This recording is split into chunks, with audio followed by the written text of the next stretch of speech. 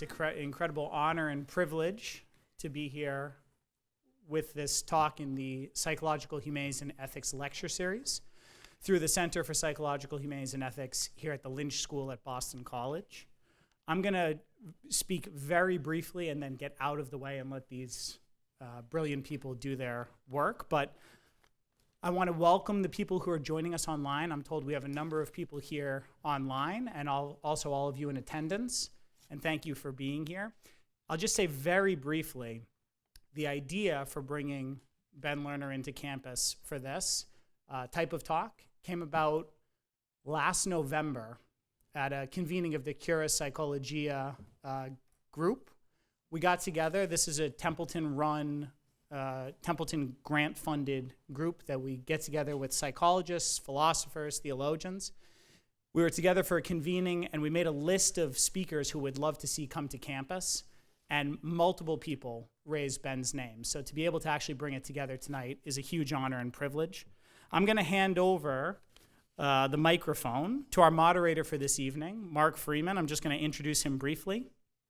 Mark is Distinguished Professor of Ethics and Society in the Department of Psychology at the College of the Holy Cross, my alma mater, and is the author of numerous works, including Rewriting the Self, History, Memory, and Narrative, Hindsight, The Promise and Peril of Looking Backward, The Priority of the Other, Thinking and Living Beyond the Self, Do I Look at You with Love, Reimagining the Story of Dementia, and most recently an excellent book that I've just read, Toward the Psychological Humanities, A Modest Manifesto for the Future of Psychology.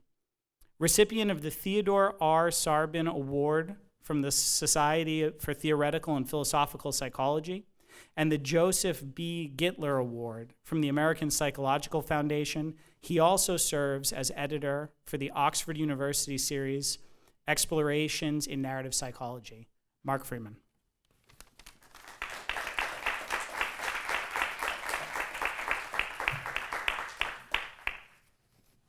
Thanks, man. It really is a pleasure to welcome all of you here tonight. For those of you who might have been at last week's lecture at Georgetown virtually, which I also moderated, please be assured that I'll do my best to remember to turn on the mic and hold it, keep it somewhere in the vicinity of my mouth. That didn't work last week. As David knows, that can be a challenge for me once I start talking and gesticulating and flailing about, but I'll do what I can to rise to it. Enough about me. It really is a pleasure and an honor to introduce Ben Lerner along with the members of tonight's panel. Ben Lerner is the author of 4 books of poetry, The Lichtenberg Figures, Angle of Yaw, Mean Free Path, and the Lights, 3 novels, Leaving the Atocha Station, 1004 in the Topeka School, and a work of criticism, The Hatred of Poetry. He has also published several collaborations with artists, including Blossom with Tom Demand, and The Snows of Venice with Alexander Kluge. And his essays can be found in venues including Harper's Poetry, the London Review of Books, the New York Review of Books, and the New Yorker. In support of his really amazing record of achievement, record of work, Ben has received fellowships from the Guggenheim, Fulbright, Howard and MacArthur Foundations, and he's been a finalist for the Pulitzer Prize, the National Book Award, and the National Book Critics Circle Award. Pretty amazing, Ben. I'm glad I have more time to read these days. I'm on sabbatical, and now that I know the wealth of things that Ben has done, I really look forward to immersing myself in your work. I realized late in the game how much of your work I had already read through Harper's and the New Yorker and so on. So it's cool to be able to put a face to the name. I also want to say that the kind of work that you do and the spirit that animates it really is wonderfully in concert with what David and many of us are looking toward, and Matt are looking toward in the Center for Psychological Humanities and Ethics. So it's great to have you here. Rather than introducing people piecemeal later on, I think I'm going to introduce everybody now, if that's okay. Scott Resnick is assistant professor of English at SUNY Plattsburgh and specializes in 19th century American literature and is especially interested in the intersections between literature, political philosophy, and cultural history. His work has appeared in Early American Literature, ESQ, a journal of 19th century literature and culture, Arizona Quarterly, a journal of American literature, culture, and theory, and American political thought. His forthcoming book, Political Liberalism and the Rise of the American Literary Romantic Tradition, seeks to reframe the political dimensions of United States literature by exploring how the advent of Romanticism in the United States was intertwined with U.S. writers' deep-seated concerns about the widespread moral disagreement over the very nature of democracy. So it seems apt for us to be addressing that today. So welcome back to BC, by the way, where Scott earned his PhD in English. Elizabeth Korp is a practicing psychoanalyst and president emerita of the Massachusetts Institute for Psychoanalysis, where she continues to serve as a supervising analyst and faculty member. She is also editor emerita of the journal Psychoanalysis, Self and Context. She has served for 20 years as teaching associate and clinical supervisor for Harvard University Department of Psychiatry. And she supervises, consults, and teaches for various psychoanalytic institutes in North America and beyond. Elizabeth has written on topics including clinical generosity, relational ethics, social class, and not least, especially in relation to the center, the interface between psychoanalysis, philosophy, the humanities, and sociology. She's also someone with whom I've had the good fortune of crossing paths, usually in the context of the Psychology and the Other conference, and hearing the interesting and important things she has to say, especially about the place of culture in the work of psychoanalysis. It's always good to see you. Kalpana Sheshadri is in the English department here at Boston College and specializes in post-colonial studies and theories of contemporary globalization and relations of power. She teaches courses pertaining to British colonialism, colonial literature, and non-Western literatures in English.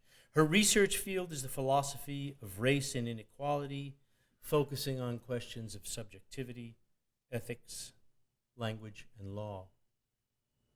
Her writings include Desiring Whiteness, a Lacanian analysis of race, and Humanimal, race, law, language. And she's also done lots of articles and chapters and essays in important journals and books. Her current research deals with the interrelationship of the consumer-driven global economy with the non-human. It's great to meet you. Without further ado, let us bring our speaker to the podium. I'm really happy to be here. I'm going to give a really weird talk that I think eventually is going to be relevant to the project of this incredible center, but it might take a little while for that to become clear. So have a little faith as we go. But I feel really lucky to be in this company, and I'm grateful to everyone who made it possible. So I'd like to begin with a passage in this Ford Madox Ford book. There's this really wonderful book that Ford Madox Ford wrote. It's a preposterous, little-known book. It's called Joseph Conrad, but it's less a book about Conrad than about Ford and Conrad's friendship and collaborations. And one night, Conrad and Ford are at dinner, and the conversation turns to spices. And at first, Conrad is in a really bad mood. He's described as depressive and sullen, but eventually, in order, Ford says, to impress some ladies, Conrad begins to declaim about pepper. He recounts wars fought for pepper and recollects his sailing exploits related to its trade, and eventually Ford and Conrad begin to argue about a literal matter of taste. They have what Ford describes as a desperate wrangle as to whether saffron had any flavor. And this is going to be important in my talk, this fight about whether saffron has any flavor. So I want to read a paragraph from this book about the saffron wrangle. Conrad declared that saffron had no flavor. The writer, that is Ford, that saffron was one of the most strongly flavored of all possible herbs. Conrad swore that he had carried whole cargoes of saffron. He had spent his life in carrying cargoes of saffron. He had known no other pursuits.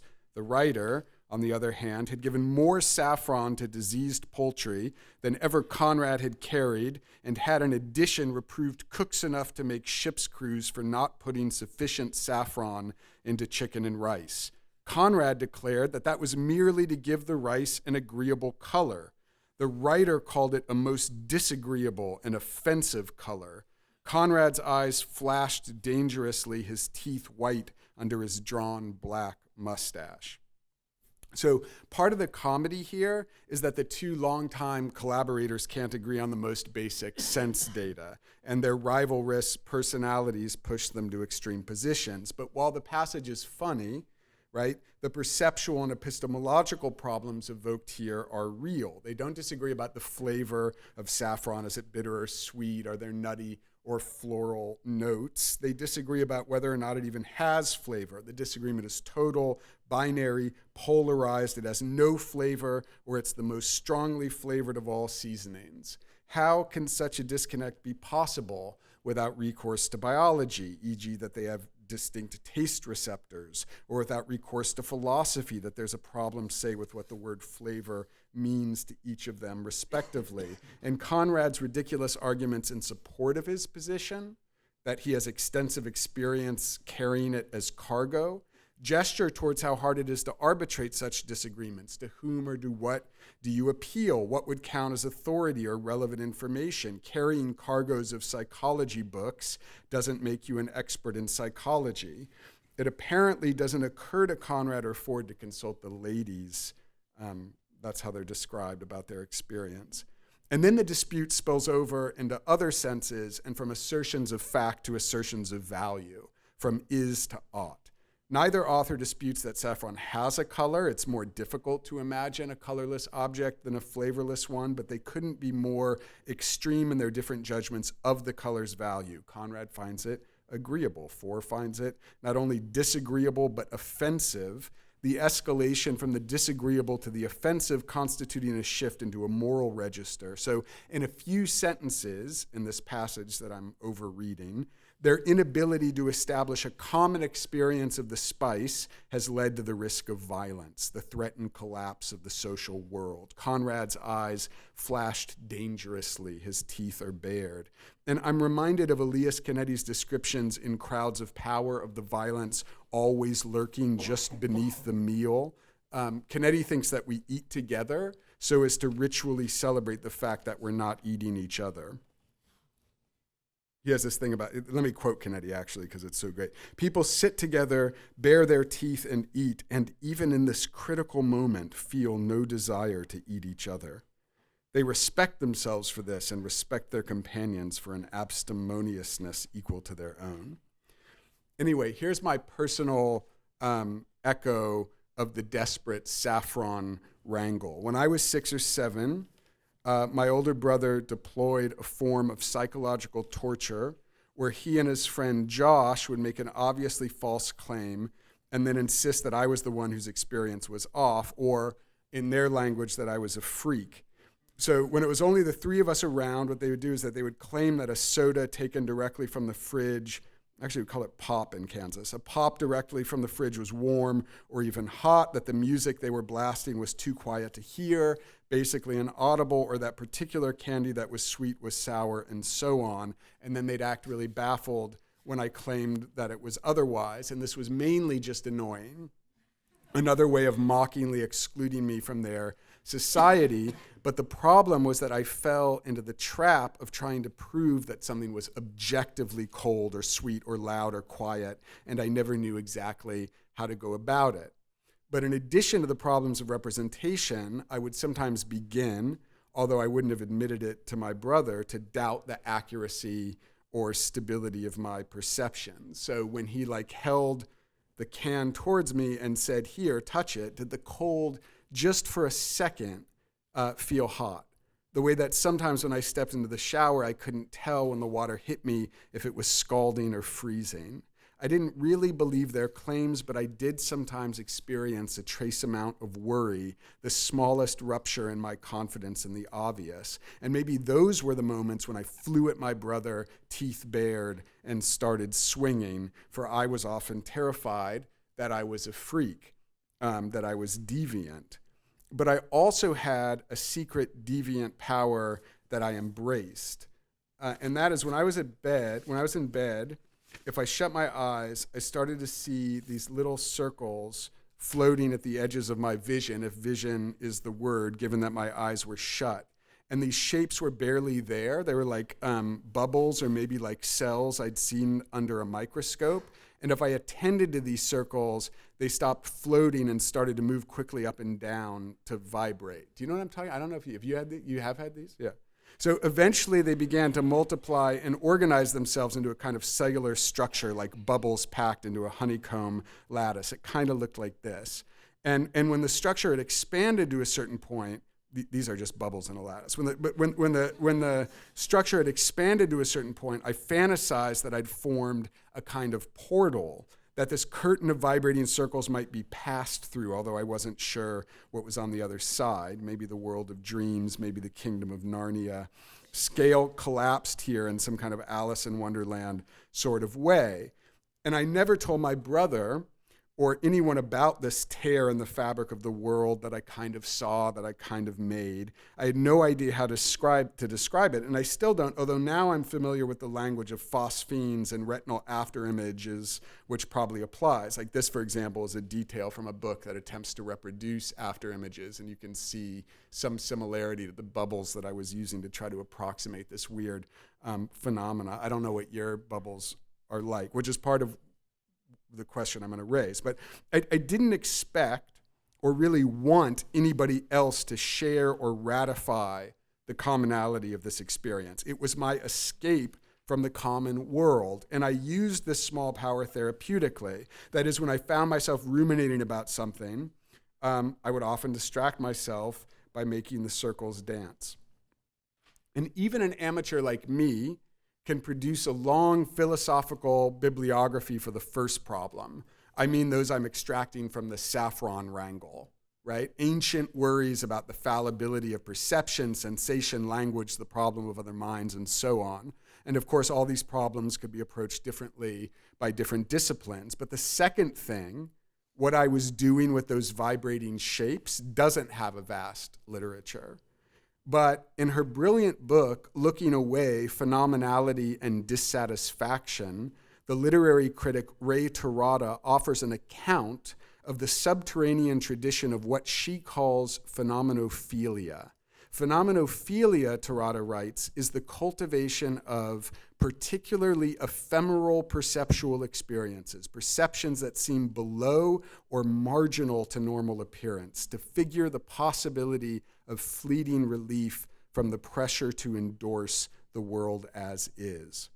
So the pressure that Terada is describing is a version of the fact-value problem, familiar to philosophers, right? The slippery ways in which fact perception, what is, quickly shades into a social demand to affirm those facts as normative facets of reality, what ought to be. And I'm quoting the philosopher John Hicks here. So to be wildly reductive, Terada argues that after Kant established his profoundly influential epistemology, after he established those common forms that supposedly structure our experience of the sensible world, the cultivation of little ephemeral perceptual events became a quiet mode of dissent from the pressure to ratify these norms. So Terada shows us, and I really recommend her work. Terada shows us how, for a variety of thinkers, tarrying with aberrant phenomena, looking away at the colored shadow on the wall, or keeping the head turned to the angle at which the sunspot stays in view, or the way that Coleridge, the subject of one of her chapters, was obsessed with spectra, the weird light effects produced by squinting the eyes just so. Terada wants us to think that these strategies might be a way of dwelling in a zone of mere appearance that doesn't quite endorse the facts of the world, even if it doesn't dispute them either. So it's a kind of non-committal practice that holds open a space between object perception and fact perception, a space before the acceptance of any perceived fact. And when I was making those bubbles dance, I think I was practicing phenomenophilia. It's a practice so subtle that it almost disappears under the language one might use to describe it. Phenomenophilia, Terada writes, this is a really beautiful phrase, I think, is soft criticism of the given world. It restricts itself to effects that alter no substance. Like a recreational drug, it aims to please rather than transform. It feels good, then wears off. So for Kant, our aesthetic judgments, right, are something we want others to agree with. So when we find something beautiful, we think that others ought to find it beautiful too. And this is because the cognitive faculties that are at play in judgments of beauty, even if they're at freer play in aesthetic contemplation than in other kinds of judgments, are nevertheless the same faculties of cognition that have to be universally valid and communicable for everyone. So Kant says we expect others to agree with us when we find a painting beautiful, or at least we think they should. We have a common sense. But for the phenomenophiliac that Terada describes, the significance of these insignificant perceptions, my dancing bubbles, little light effects, whatever your version is precisely how they make no claims on others. So she writes, Kant's critique of judgment excludes the most ephemeral and indefinite perceptions from aesthetic experience because they cannot sustain the thought of commonality that Kant wishes to affirm. From the phenomenophilic point of view, however, that's exactly the appeal of these perceptions, because no one can be imagined to share them, no one can be imagined to appropriate, benefit from, or push one to endorse them. They offer a glimpse, not of spontaneous accord, but of freedom from the demand for agreement.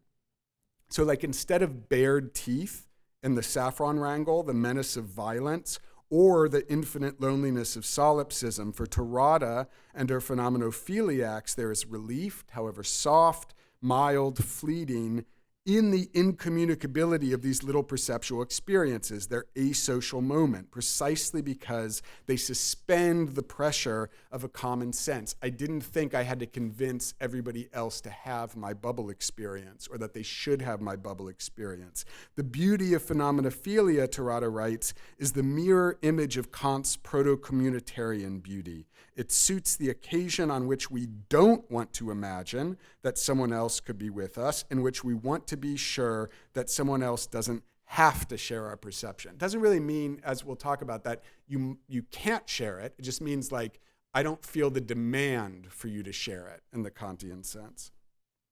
Okay, so I remember being struck many years ago by the way that the artist Richard Tuttle talked about his retrospective at the SF MoMA. My position, Tuttle said, which I felt since I was a kid, is that art is not about beauty. There's just so much beauty in this world. Everywhere you look, it's crushing. It's really too much. That's the Tuttle quote.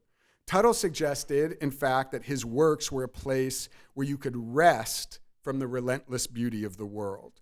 So while Tuttle and Kant might mean different things by beauty, I like the idea that Tuttle's post-minimalist works, right, might offer relief from the demands that beauty makes on us, especially if you do on some level think the perceiver must feel as though everyone should agree that the object of contemplation is beautiful. Perhaps those works of Tuttle's like this that are barely there, little wire sculptures and pencil drawings, for instance, offer us an experience of the restful, minor counter-beauty of phenomenophilia.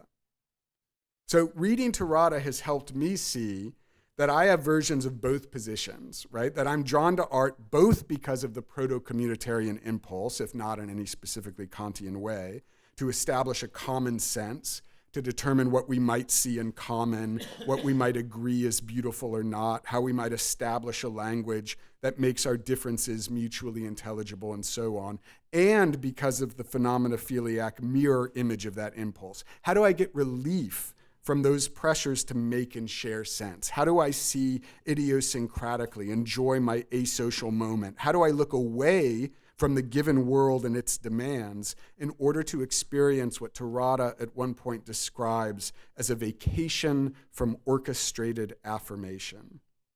Both dispositions towards art involve pleasures and perils. The peril of the communitarian impulse is being compelled to endorse the world as it is. No space left for dissatisfaction, for looking away, no space for experiences that can't be framed in terms of is or ought. The mirror image of that fear for me is solipsism and isolation, and even bared teeth if communication becomes impossible. But is phenomenophilia really asocial? Because I think that part of the tension in Terada's work, and I think she knows this, is that she's communicating eloquently about something that she's claiming is largely incommunicable. She's gesturing towards the uses of something that she says dissolves the instant that it's instrumentalized. So, I mean, she might not make me see exactly what Coleridge saw with his spectra, but through the medium of his journals and her writing about his journals, I not only come to recognize something of what he meant by his experience of spectra, but also to realize that I'm at least sometimes part of a community of phenomeноphiliacs, a negative community of dissenters from the common sense. It only occurs to me now to ask if is this too loud, or is this basically okay? All right. That's right. Okay, so Terada distinguishes, I'm going to do something that she wouldn't approve of. Terada distinguishes the marginal perceptions embraced by the phenomeноphiliac, like those bubbles or whatever, from stable, explicable optical illusions that can reliably be produced and shared. So like Kant talks about how the sea appears higher at the horizon than at the shore, right? That's like a famous optical illusion. But I want to dwell here on the question of illusion or distortion a little more, or prolong the moment before we decide on the value or valuelessness of the fact that we hear and see in reliably inaccurate ways, that we have a common erroneous sense. And I want to talk about a book by the art historian, Jonathan Crary. It's a really important book to me called Techniques of the Observer. It's from 1992.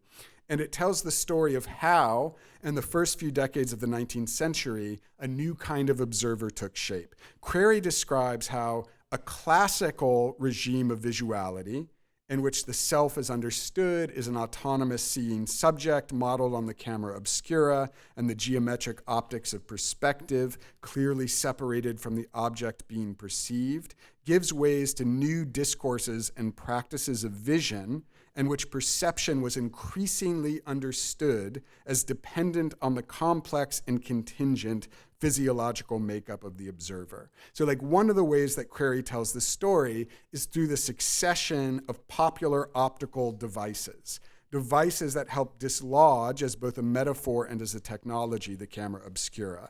And these devices were all forms of popular entertainment. They were like parlor games. The stereoscope, the thaumatrope, the phenakistoscope. I don't really know how to pronounce that. I have a note here that says, learn how to pronounce this term before talk. All of these devices reflected breakthroughs in scientific understanding of vision and perception that unsettled the long-standing separation of viewer and viewed, right? So with the stereoscope, I'm just going to give you some images. You might recognize some of these. There are two pictures, right, of the same object taken from slightly different points of view, but they're viewed one by each eye, and it produces the effect of a single picture of the object with the appearance of depth or relief. But the important thing, right, is this shows you that there really isn't a stereoscopic object, right? The thing you're seeing isn't there. what you're seeing is your perceptual synthesis of the differential of the images. That's how it works, right? And you're seeing, in other words, how our brain constructs the objects of our vision. With a thaumatrope, which means wonder turner, you have a small circular disc with a drawing on either side and strings attached so that it could be twirled with a spin of the hand. And the drawing, for example, of a bird on one side and a cage on the other, like if I spun this, it would produce the appearance of a bird in the cage, right? So such a device lets you wrongly see the bird in the cage and, in a sense, rightly see how our perception actually fabricates what we perceive. And in its simplest version, the one I don't know how to pronounce, the phenakistoscope, consisted of a single disc divided into 8 or 16 equal segments, each of which contained a small lined opening in a figure representing one position in a sequence of movement. And the side with figures drawn on it was faced toward a mirror. It's pretty involved, as you can see. Faced toward a mirror while the viewer stayed immobile as the disc turned. And because of retinal persistence, you would see a series of images that appeared to be continuous. The jugglers would juggle, the dancers would dance, the wrestlers would wrestle, and you perceive the phenomenon of retinal persistence. So all of these popular technologies, again, kind of like parlor games, right? These weren't like elite scientific practices. These were like things people were entertaining themselves with. They were enabled by new empirical knowledge of the physiological status of the observer and of vision, studies of the eye and the brain. This moved from like, I'm a subject and there's an object in the world, to the idea that these games let me see the way my brain actually constructs the image of perception.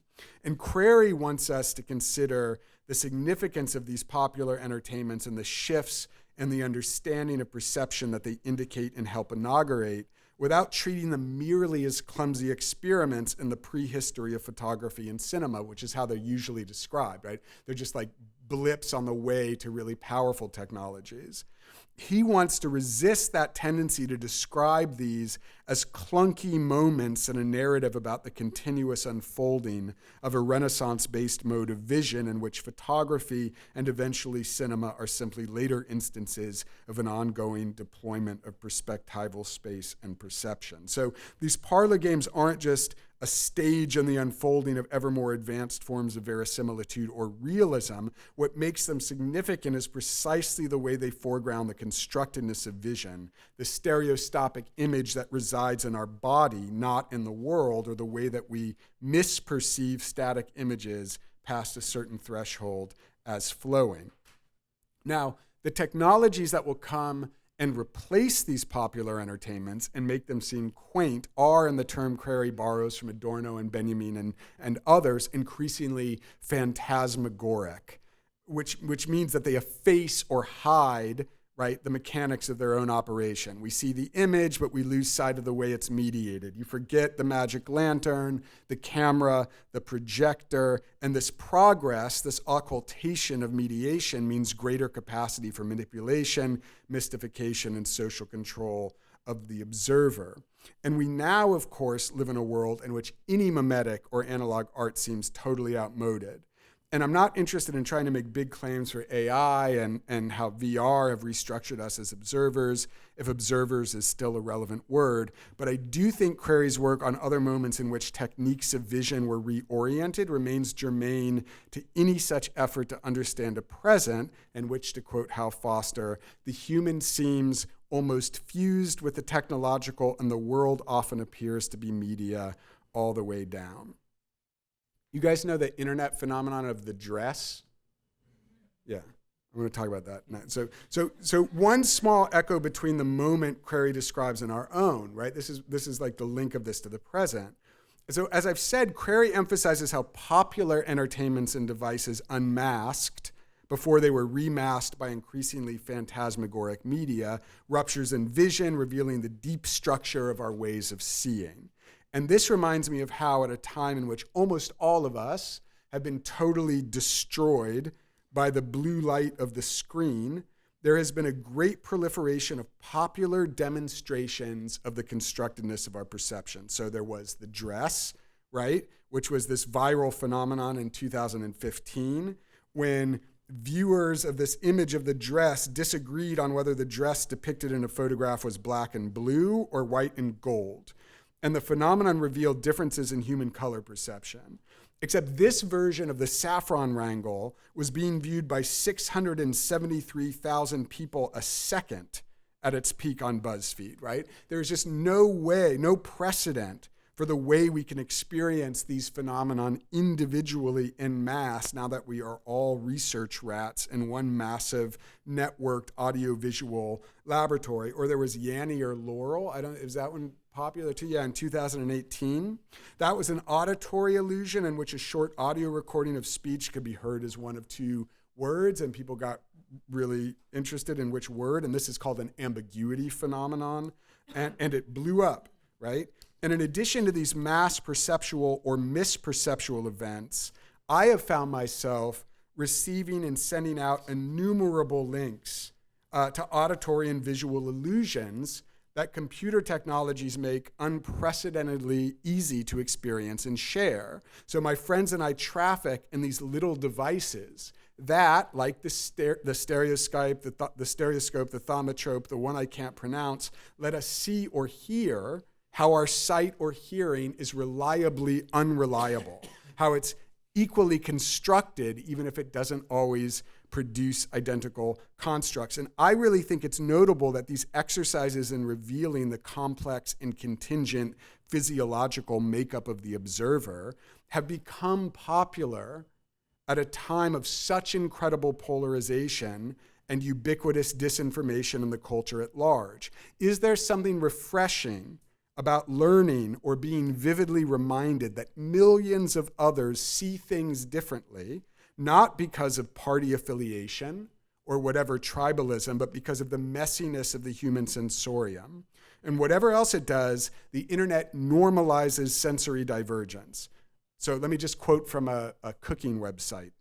To some people, saffron, arguably the most expensive spice in the world, has a very distinctive taste. To others, it has no taste at all. Right? They're just like, it's not a problem because they've polled hundreds and thousands of people, and that's just an acceptable thing. There's no violence like in the original example.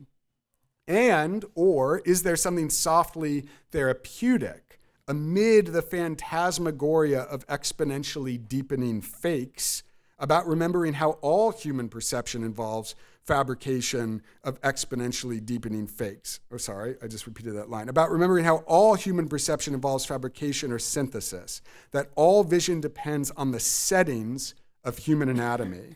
Does the popularity of these devices indicate a desire for a common experience of our human machinery as non-human machinery becomes ever more powerful? So when I spend time, do you guys know this one? I really like this one. Have you seen this illusion before? A and B are the same, but your brain corrects for what it thinks is a shadow to make them different colors. They appear to you as different colors, but they're the same. And if I could go and blot out all the shadow, you'd see that the squares are the same. So, but anyway, when I spend time looking at the checkers shadow illusion and circulating it among friends, I'm not being a phenomeноphiliac in Tarada's sense, because we can all share it. But I do feel that looking at the constructedness of our looking in it is a mild manner of looking away from the phantasmagoria. It's a way of regrounding ourselves and the original interface of our physiology, the old media of our bodies. And more generally, I think it does open a space before the acceptance of any perceived fact, letting us play with optical experiences below or marginal to normal appearance, even if less individual and transitory than the effects Tarada is tracking or my dancing bubbles. And might it offer a little relief from the pressure to ratify the facts of the world without requiring the disavowal of communitarian possibilities? It's not a fact in the world that we're talking about when we look at this, right? We're talking about the fact of our misperception that's in our brains. It's not about like what actually inheres in the object in the same way. So at one point, Crary says this thing in passing when discussing the German physiologist Johann Müller that I really like. He says that Müller offers an account of a body with an innate capacity, one might even say a transcendental faculty to misperceive, right? So instead of it being about our transcendental faculty to have like universal experiences of what's true, what we have in common is this transcendental faculty to get things wrong. That the closest thing to a human universal we might delineate is an innate capacity to get things wrong. Okay, so in a brilliant and often very funny book I also recommend called Alien Listening, the musicologists Daniel Traw and Alexander Redding try to imagine how, given our specific limits, our innate capacities, which are also incapacities, our specific physiological interface, we might imagine sharing music with extraterrestrials. In other words, they take the project of the 1977 Voyager Golden Record seriously. That's the gold disc we sent into space, that contained, among other things, various pieces of music and sounds from Earth. And I'm not going to try to summarize their wild book, but one of the problems they often return to in their attempt to imagine aliens listening to earthly music is that aliens might not have ears. Or even if they have ears, they might well possess totally different auditory thresholds than ours, because humans have an auditory threshold of around 20 hertz, at which point we start hearing individual clicks or pulsations, rhythm, as continuous. So if I play you a series of clicks slowly, you'll hear them as discrete. But if I really speed it up, eventually you'll hear it as pitch, as a continuous tone. I'm not going to play it for time, but do you know what I mean about how just those pulses, if you speed them up, become pitch? Somehow I had never really thought about this. But again, experiencing this threshold's become really easy and more shareable since we all have our Wi-Fi and earbuds and screens. So you can't just Google rhythm become pitch and listen to all these examples of the threshold. And setting aside the neuroscientific explanation here of why this happens, the relevant point is that what we humans experience, or most of us experience, as utterly distinct phenomena, rhythm and pitch, are just different ways of interpreting the same vibrations. Right? The difference is in us. It's not in the stimulus. Pitch is the consequence of how our human interface, the way our ear and brain works, interprets or folds those frequencies. So an elephant, the authors write, to take a non-human earthbound floppy-eared example, can hear sound as low as 15 hertz as some kind of continuous sensation, whereas human ears can experience such a frequency only as a rhythm or pulsation. Similarly, it is conceivable, I'm still quoting, that some extraterrestrial life form with, say, 3 ears the size of a Brussels sprout may be able to process 15-minute cycles as a rhythmic groove, right? So the point is, it's just a binary code. It's just on-off, right? It's just pulsations. But based upon the way the ear, whether it's the elephant ear or our ear or the alien ear, interprets those pulsations, you hear it as rhythm or pitch. And Traw and Redding, for all their interest in intergalactic travel, are also, like Crary, fascinated by 19th century and earlier devices that made the glitches and features of our perceptual apparatus perceivable. So, for example, they introduce us to the Savart wheel, or Savart's wheel, which is a cogwheel that strikes a flexible piece of cardboard, in a periodic pulsation and sets it in vibration. And when the wheel spins slowly, you hear a regular pulsation as a rhythm. And when the wheel speeds up at around 20 strikes per second, faster, the sensation turns into pitch. It's the same principle as when a kid puts a baseball card in the spokes of her bicycle wheel, if kids still do that. You know what I'm talking about? Yeah. So the authors are undertaking this sort of media archaeology because there are lessons in the past for the future alien musical encounter they're imagining. These archaic technologies, I'm quoting, lay bare the machinations of the ear, making us more aware of mechanisms that are at work all the time, but usually pass unnoticed. For Traw and Redding, this defamiliarization of human listening is important if we're able to imagine alien listening, if we're able to speculate about other interfaces and how they might fold vibrations. And so, okay, to me, there's something both disconcerting and profoundly reassuring about the fact that pulses can be converted into pitch, that I can be made to hear the threshold at which that happens, that I can hear the constraints of my own hearing in that sense. What's disconcerting is that it makes me realize how these things I think of as like warm and human and utterly specific and familiar, the sound of a loved one's voice or a favorite phrase of music, can actually be seen as a simple binary code, right? Mere pulses, vibrations on and off in time, played at a certain speed. And this is the flat ontology that Traw and Redding want to make us entertain. They say the flat, continuous glissando of the frequency spectrum from which pitch, timbre, rhythm, and form are folded by our particular human interface. And in a certain mood, it makes me think of The Matrix, the movies. That what we see is like a lush and differentiated world is just a simulation, a total phantasmagoria. It's just streaming ones and zeros on and off, a compensatory fiction produced not by our computer overlords, but simply by the machines we are. It's a frightening extreme of abstraction. But in a different mood, and this is the mood I'm attempting to cultivate tonight, I'm full of wonder before the capacities of our particular interface and how confronting its particularity makes the imagination of other particularities, human and non-human, more available. And this is the project of alien listening. It's also an exercise in radical minimalism. It reduces music, and not just music. Ones and zeros can encode images. They can be involved in haptic media like Braille, to universal frequencies. But the reception of music is always particular. The human ear, the elephant ear, the alien Brussels sprout ear, whatever, all fold, all make a kind of temporal origami out of that flat frequency spectrum. And even for humans, this is important, I think, the ear is just one way of making contact with a frequency. So Traw and Redding cite the deaf percussionist Evelyn Glennie, who I also recommend to you, and her writing about musical experience. And frequencies I hear as sound, she receives via the vibrations of floorboards. She plays without socks and shoes.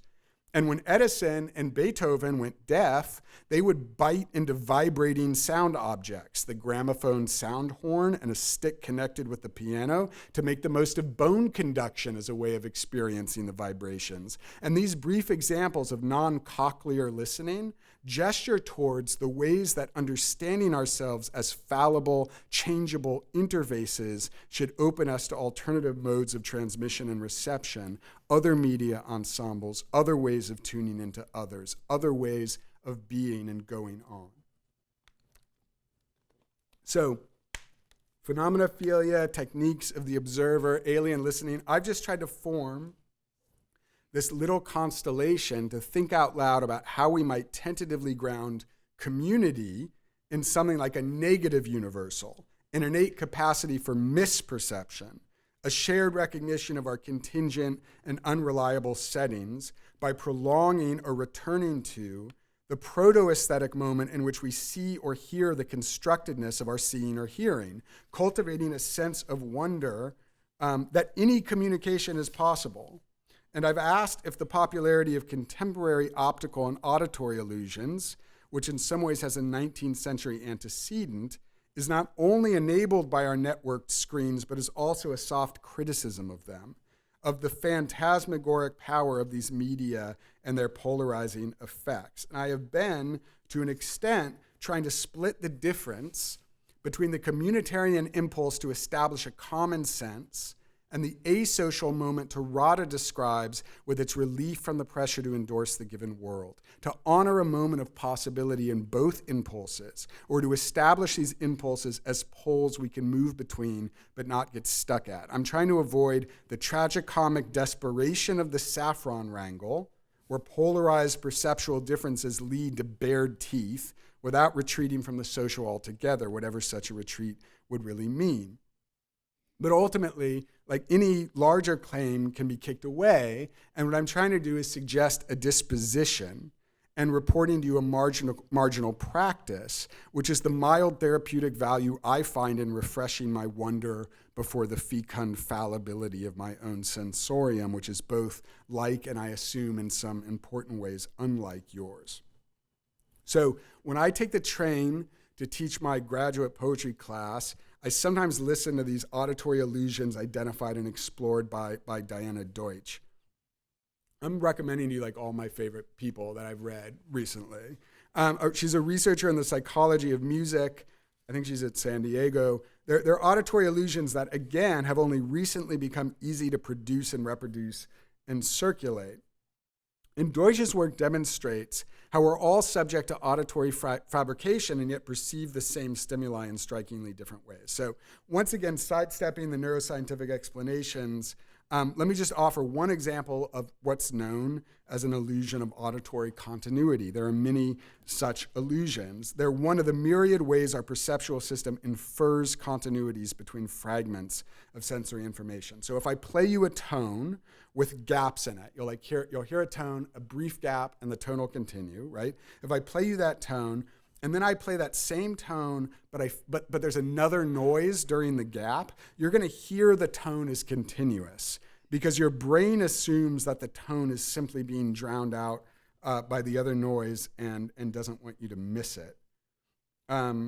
It's a simple and remarkable way to remind myself that I make up a lot of what I hear. I think she's going to say what I just said. Let's see.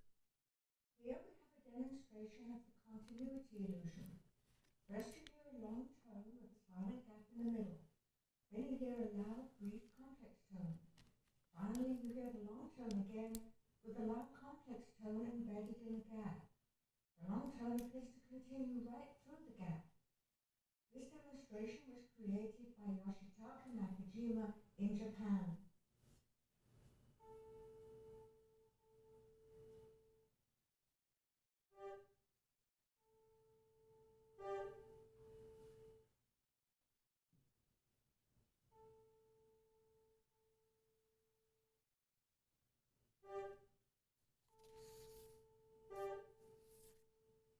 So you hear it as continuous, right?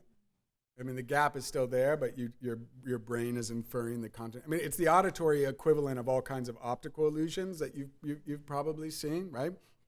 But I listen to this en route to my class and a whole lot. You can go to her website and hear like all manner of these auditory illusions because it opens me in my relationships a little bit to the idea that I might be only hearing what I want to hear. And it helps me in the classroom to listen with the kind of care that comes from not assuming that listening is automatic or automatically reliable. And when I'm listening to that kind of stuff on the train, right, I'm not listening to anything in particular.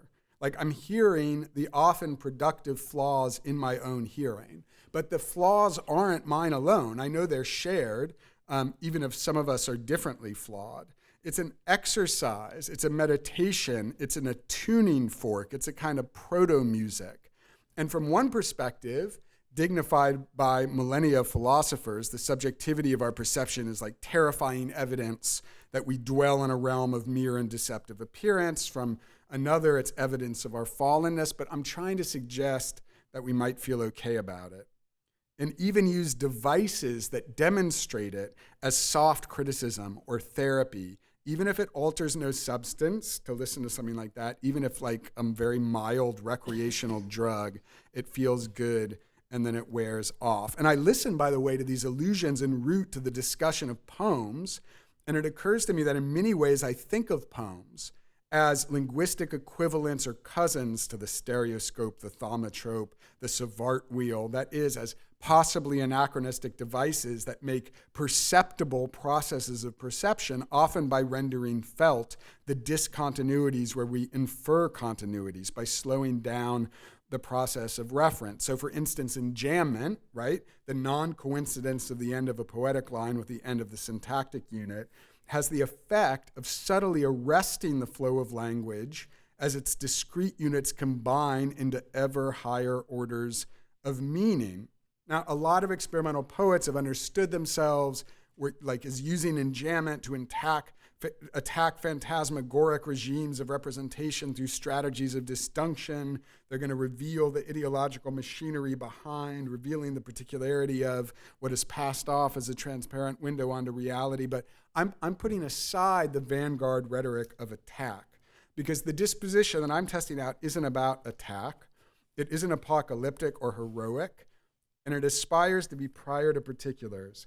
It's just a way of remembering that we are contingent, fallible, changeable media all the way down, and always have been, and yet we sometimes manage to communicate with our fellow aliens. So there's this famous like Luhmann quote that communication is improbable. And I always thought that was like a really, and Schwa and Redding used this quote, I always thought that was like a really depressing quote, right? Communication is improbable, we'll never understand each other.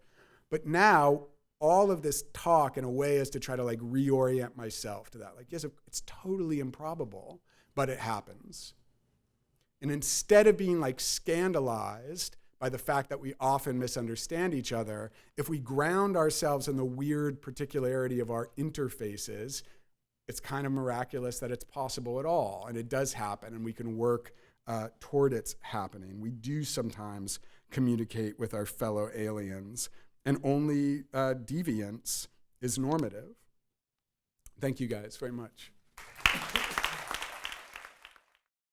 Speaking of sensory perception, I'm a little worried that the extremely bright lights in this room are reflecting oppressively off of my bald head. So if that's the case, I apologize. So first, I just want to say thank you to the Center for Psychological Humanities and Ethics for inviting me back to BC.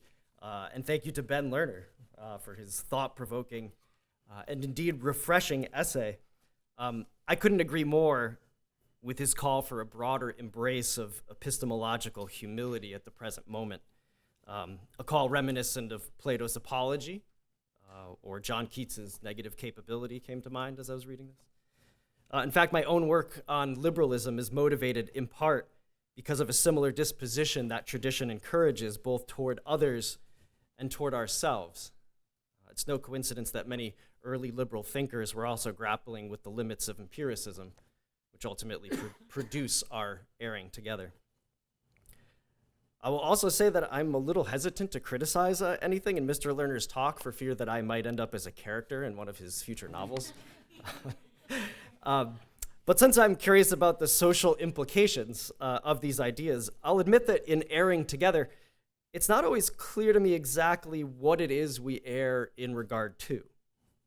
That is, what precisely are we perceiving differently, and what is the extent of our error? Initially, of course, it's the basic sense data that, in the great saffron wrangle, results in competing assertions of fact about saffron's taste. Though surely it's not all our sense data, since Conrad and Ford presumably agree that what they are both tasting is actually saffron.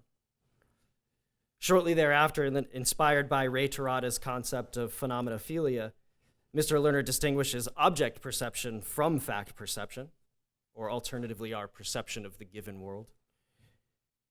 Though quickly transitions to a discussion of aesthetic judgments, which are a somewhat different kind of experience, the one we do, of course, diverge on. And for me, what gets lost somewhat in the mix here is what a fact or the given world actually is or would be. And what are we, in the end, able to do with it or with them? Now, I recognize that this confusion is largely a holdover from Terada's framework. As she writes, not only are facts often deeply conflated with value, but depending on the situation, it can be, as she writes, uncertain what counts as a fact, since the term pertains to different kinds of objects. And she lists several things here: fact perceptions, psychic facts, I'm not quite sure what that is, but social facts, givens, the given world, or even something as general as the, quote, bare identification of a piece of reality. Turns out facts are actually much more complicated than we think. Ultimately, though, these distinctions are largely besides the point, because for both Mr. Lerner and Terada, what's ultimately important is the therapeutic nature of looking away from the coercive force that the facts of the given world exert on us. Terada's term for this is epistemological therapeutics. And while I'm largely sympathetic to this somewhat romantic endeavor, what happens when that therapy has run its course, and we must return to that given world, which we naturally share with other people? It's here that knowing precisely what it is we are often wrong about and the extent of our error is somewhat vital, since it impacts how, and even if we can, create meaning, both individually and collectively. In his closing appeal to how we might tentatively ground community, Mr. Lerner clearly wants to avoid a skepticism so thoroughgoing as to rule out the possibility of meaningful communication. But if our proclivity for misperceiving the world, which is a negative universal, I guess, is to serve as a ground for that community, what is it, to follow out the metaphor, that we are really building upon? And what would we be building with? In thinking about these markedly social implications of Erring Together, I cannot help turning to Hannah Arendt, the 20th century political philosopher, who was also interested in the given world that we are born into, and who, especially in her essay Truth and Politics, was similarly concerned with the nature of facts and our apprehension of reality.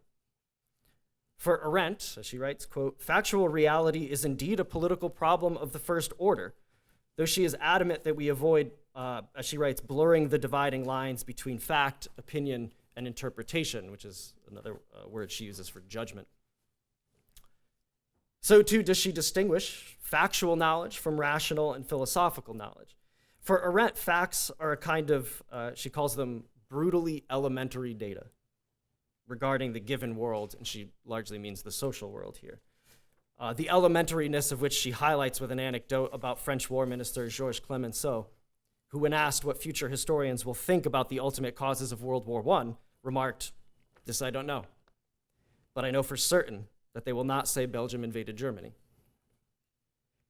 This doesn't mean that facts are always clear. Arendt notes eyewitness testimony is notoriously unreliable, and often, she writes, factual truth is no more self-evident than opinion, which may be among the reasons that opinion holders find it relatively easy to discredit factual truth as just another opinion.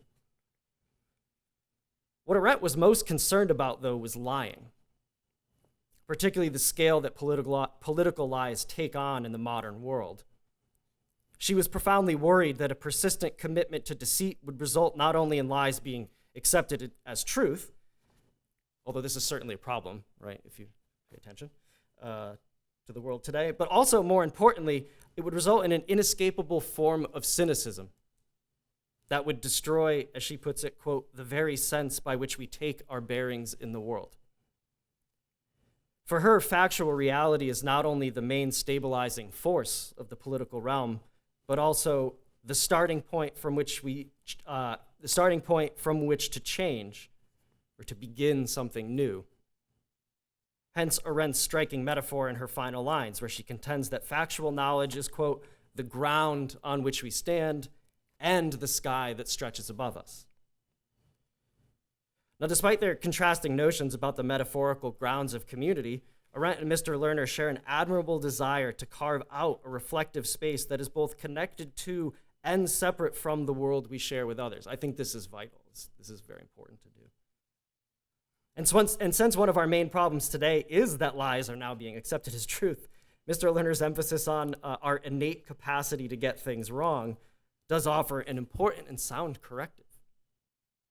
But to conclude on a totally depressing note, I mean, why not?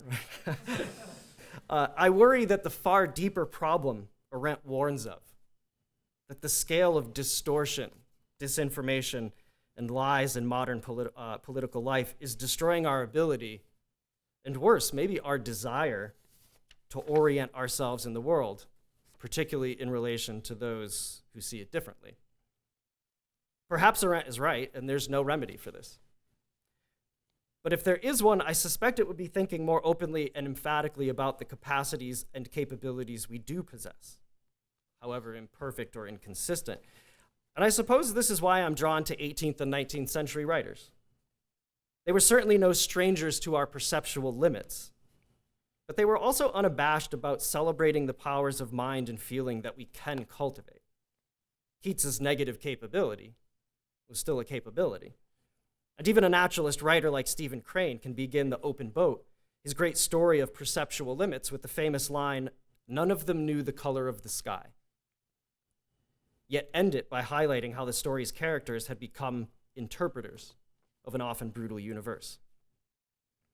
But in addition to recent work by writers and scholars such as Michael Clune and Linda Zarrilli, who've recently written defenses of judgment and our capacity for that, or Elisa Tamarkin's new study of relevance, to name just a few, I am extremely heartened by a writer bold enough to have the author-protagonist of one of his recent novels declare that, quote, "art has to offer something more than stylized despair," as Mr. Lerner does in 1004. who can find, even in poetry's bitter logic, resources for creative, even transcendent possibility.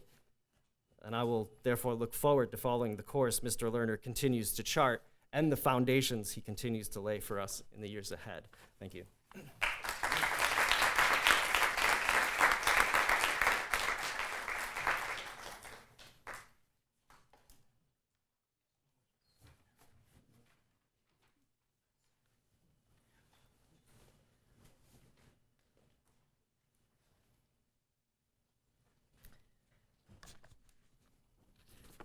Good evening. Can you hear me? First, I want to thank David Goodman for inviting me and Matt to the Center for Psychological Humanities and Ethics. I'm delighted to be here. Before I begin, I must make a confession that as a child, I did once partake in whipping up to a froth some muddy water that I offered to the kid down the street. Claiming it to be chocolate milk. Not my proudest moment. At least I did not persist in trying to convince the poor kid. Once he took a sip, it was quite clear. I remember feeling puzzled by the sadistic excitement that led up to this moment. Whatever pleasure there was in it was short-lived. I recall feeling guilty and worried about my next confession. I don't think I ever actually confessed this moment of public deviance. I guess I'm doing that now. So you'll have to let me know how many Hail Marys I have to say when I am done tonight. I hope you'll forgive me, Ben, and all here for accepting this invitation without my having broadly and deeply read and studied your work, which are many and highly praised works. It is my loss for not having done so, and I look forward to reading more of your work going forward. As a fellow Midwesterner and as a fellow deep admirer of the late art critic John Berger, I feel I'm in good company as you seem to have similar qualities to those of Berger, what you once referred to as Berger's mixture of profundity and common sense. I hear that in your paper. I give myself some comfort in knowing you have not likely read my papers or heard me speak. So I think we're in good shape to err together and err well, hopefully. I approach your rich, open, and evocative paper as a psychoanalyst, someone who practices the art of never quite knowing what I may encounter in the mind of the other, or in my mind, for that matter, in the next minute or hour. This is true even for those I come to know quite well. I hang out in the neighborhood of those who often feel deeply misperceived or misunderstood, and who struggle with the pain that comes from the inability to perceive accurately, or from the pain of perceiving all too accurately. So erring together is an idea that speaks to me. I come from a school of psychoanalysis in which holding theory lightly, entering a session without memory or desire, or approaching my patient with an attitude of the hermeneutics of trust versus the hermeneutics of suspicion is my preference. Philosophically speaking, I try to adhere to the words of Levinas, in that I strive to not reduce what Levinas calls reduce the other to the same as me. Making thoughtful sense is of course helpful to my analyses, and it's an important part of my work, but I privilege listening as an ethical practice, to make sure I am perceiving as carefully as I can. It's an ongoing challenge to surrender to not knowing, to then have to constitute some sense of things, again surrender to not knowing, then constitute, and on and on. In other words, psychoanalysis to me is about erring together with great care, humility, and empathy, and an awareness of its built-in limitations, and in some ways its impossibility. I am glad to have read your piece in the New Yorker some years back on the passing of the late critic John Berger. The title of my first serious psychoanalytic paper, The Peasant in the Analyst Chair, was in part inspired by my reading of Berger's trilogy, Into Their Labors. The writing of this paper came about out of my own need to understand the impact of my working-class familial background on the forming of my analytic identity.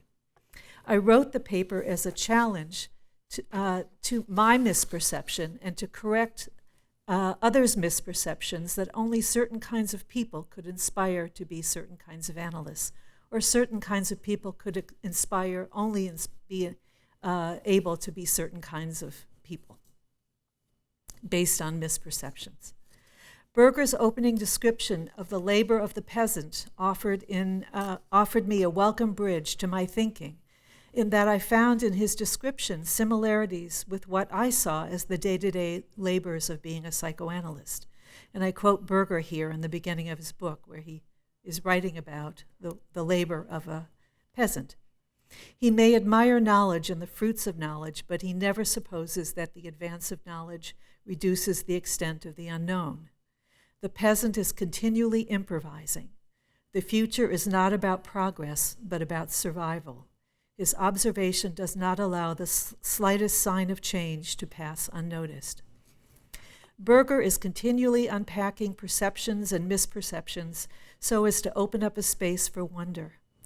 If I'm understanding you correctly, Ben, you are trying to get at something similar in your proposing our consideration of a common erroneous sense, a negative universal, an innate capacity for misperception.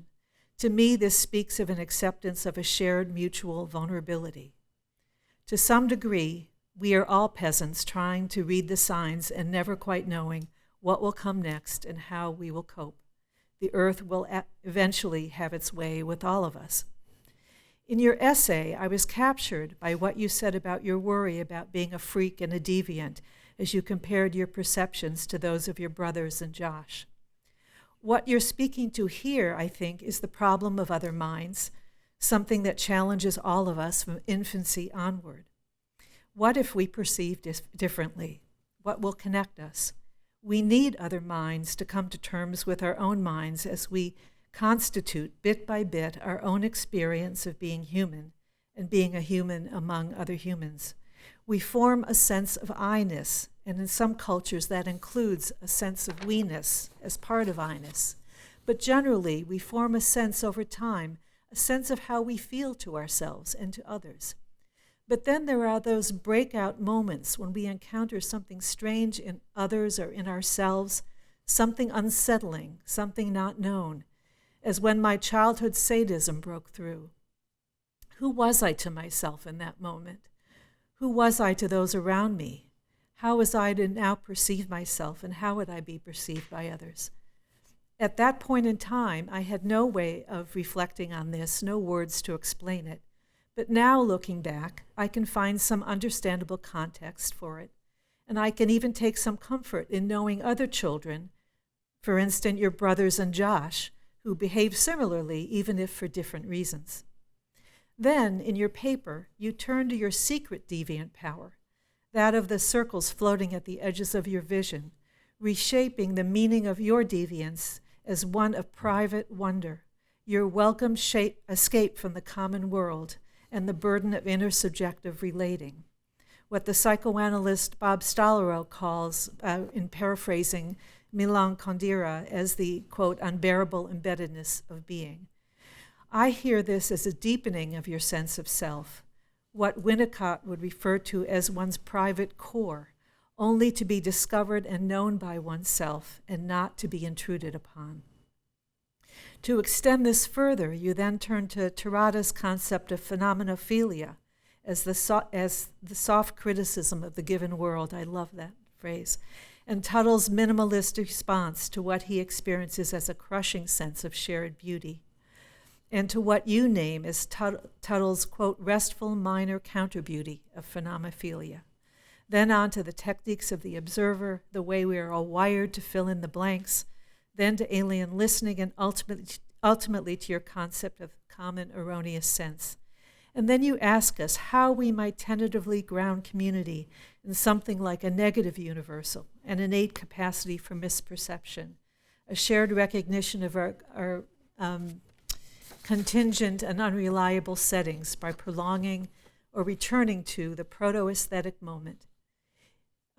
If we could only acknowledge our shared vulnerability and mutual dependence that were kind of felt most intensely in those kind of proto-aesthetic moments, in infancy and in childhood, but really throughout life, where everything and everyone is full of misperceptions. This is our steady state of being, with little private and public accruals of understanding along the way. But the settings, or what I think of as the given equipment or the circumstances of one's life, can so determine how or if we learn to fill in the blanks. Children born into poverty, war, and trauma, and other forms of othering, often don't fare very well in the freedom to creatively fill in the narratives. Traumas of various sorts can work to freeze or impair or distort perceptions. There's nothing like certainty crystallized by trauma to negate the chance of risking the shared experience of erring together. If you get used to a tone, you expect to hear that tone, and creativity collapses. So how do we care or hold each other's fallible misperceptions, as well as our need to retreat from the strains of the common world? I close by a reference to one of my daughter's childhood perceptions when she was a little girl. She was quite young, latency age, and we were talking about music and singing. Suddenly she burst forth with a song, Sam and Janet Evening. At first I was puzzled by her words, Sam and Janet Evening? Ah, then I got it, some enchanted evening. I did not correct her. She created the song as she wanted it to be, her private illusion and her fantasy of Sam and Janet's evening. I would love to know what she was picturing. Can we do the same for each other, even when the stakes are much, much higher, as in misperceptions that collapse creative spaces, both communal and private, and lead to teeth-bearing violence and war? I thank you, Ben, for bringing such fresh attention to these important and prescient ideas.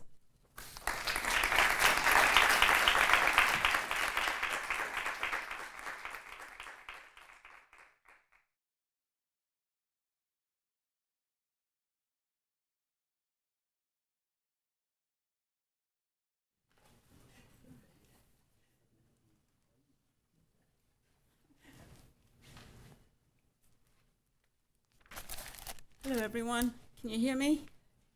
Okay. I should confess that I'm here under false pretenses. I'm not meant to be here, and I shouldn't be here. But I'm here nevertheless because David asked me, and I stepped in at the very last moment because the original responder happened to abscond, I think. Went to Brazil. Well, fantastic.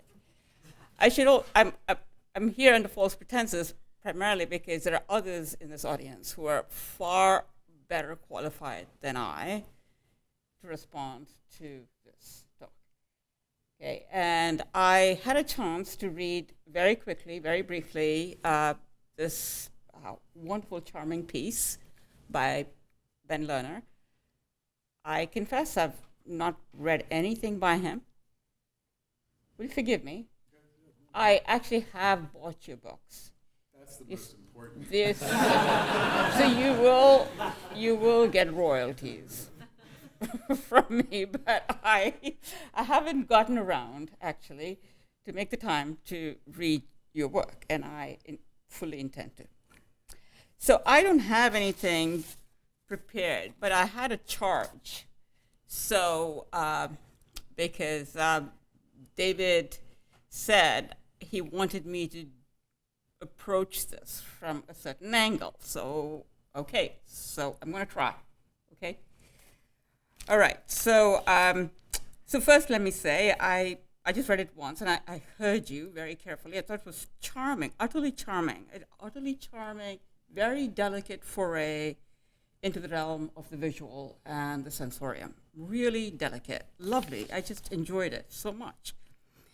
And the mood of wonder that you aim to sort of delineate, I think, right? You say cultivate and delineate, as a consequence of encountering ourselves in the median space between the perceptual apparatus and the objective world.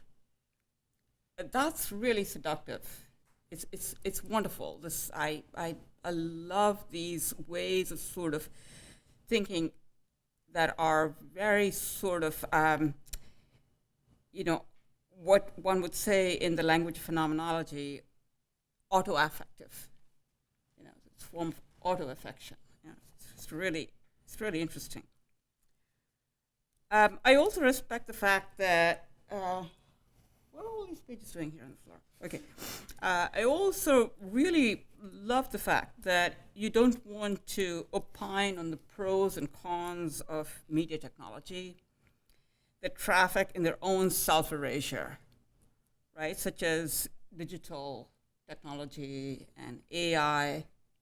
Everybody's sort of hysterical, I think, right now about the consequences of AI, et cetera, right? And you sort of pull back from all of that, which I think is just really wonderful. Let's just wait and see, seems to be your attitude. And the idea that we can find community in what you call a negative universal, I like that. Give me pause. I wanted to sort of think about that some more.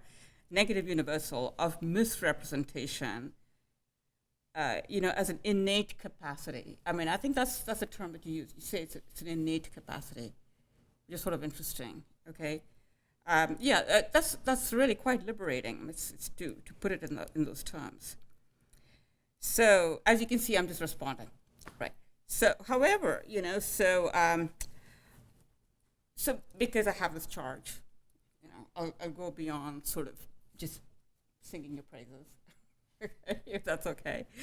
I'll say that I found myself being very interested in the stakes that you posit in this piece, and that is, as you make this very salutary plea for an errant community, a community of errancy, right, which I think is fabulous, right? I like that. It could even be the title of something, the errant community or the community of errancy.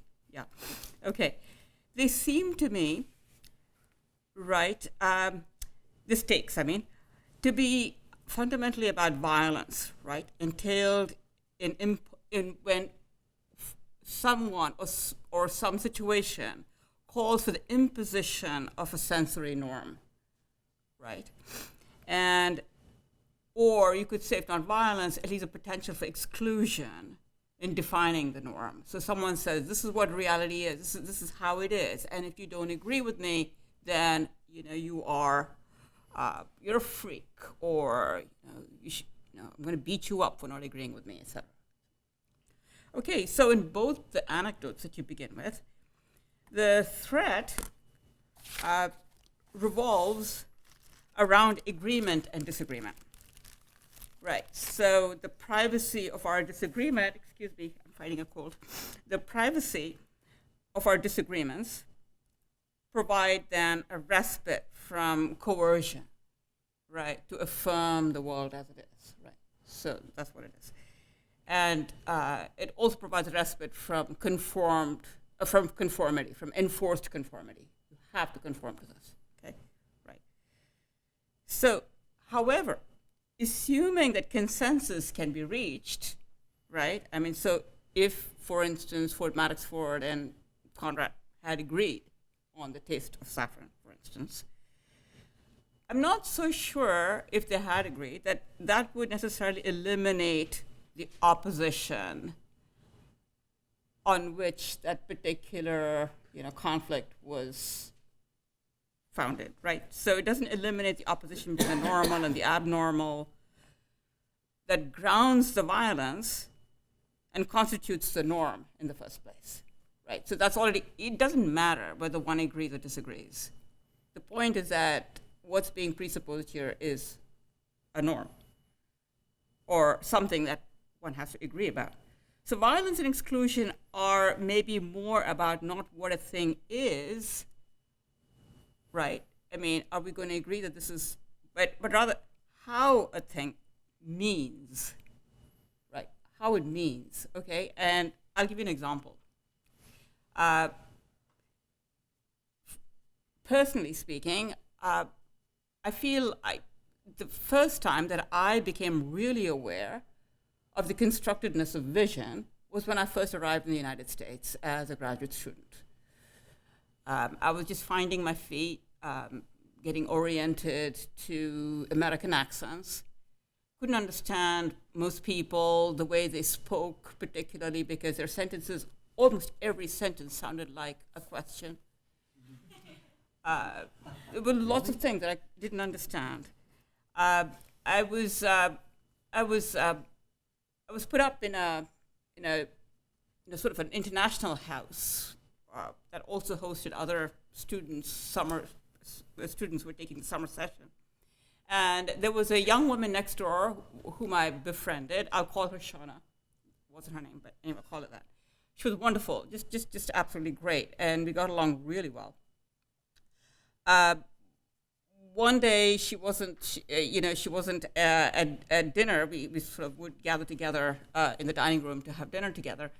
And when I asked where she was, somebody said, well, that she had a meeting with the Black Women's Caucus. So she was, Black Student Caucus. So she couldn't be at dinner. And that was a sort of a stunner for me. Okay, the first time. Okay, this young woman who was very blonde, pale green eyes, pale skin, pale everything. I mean, just, looked like anybody else to me, right, was nevertheless supposedly Black. And I was the only one who didn't know that. So I quickly learned then that there was a way of looking that I hadn't yet mastered, and that was a racial look. Because, I come from a society where, race is not the dominant form of categorizing people. Human difference is categorized along other lines, not this. So that then that was then the inspiration for me to sort of, to work on my first book, Desiring Whiteness, Lacanian Analysis of Race, as to why it is that we get so attached to our racial identities, even though they are so malleable and so, okay, anyway, I won't go into that. Okay, so that was my first thing about the constructedness of vision. So, coming back to your anecdotes, I feel that if you start looking more squarely at the violence of the norm, right, what we begin to perceive is that the sensory field is shot through and through with the relations of power. Always, right? So power, so if you introduce the question of power into the issue of the fallibility of the human sensorium, as you call it, right? We'll immediately see that power doesn't give a damn about the stability of the world, right? Power doesn't care about, whether it's, something that we see is permanent or ephemeral. Okay. Power is not interested in affirmation or negation. Okay. It's not even interested in whether something is true or false. It's not interested in whether something is artificial or natural. It's only interested in one thing, and that is this worthy or is it unworthy? Okay? It's always a question of assessment. Always. There is no such thing as a gaze that is without an assessment, because that is what meaning is, right? So I cannot but help but feel that what power does is that it is about the valuation. It's the way in which we evaluate the world all the time, right? And it depends upon the malleability of our senses. It depends upon fallibility, okay? Capitalism knows this extremely well, okay? Capitalism knows it really well that you can always manipulate images, you can manipulate the senses. It's a scientific fact. We all know that. Okay? Art historians have known it forever, right? Talk about the period eye, the Renaissance perspective, so on and so forth, right? We've done that forever, right? But science has been telling us this for the longest time.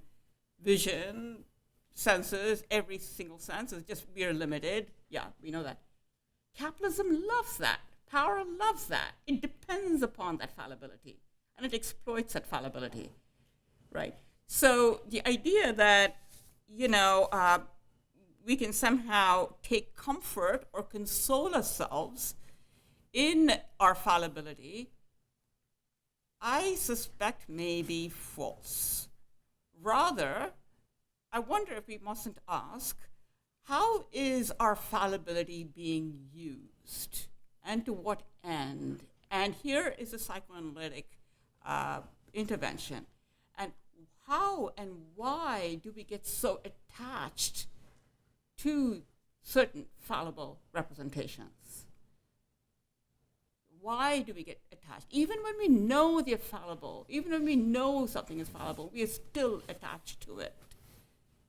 Where does that come from? That seems to me where one must locate errancy. Right? So, okay, so that was my thing. Thank you.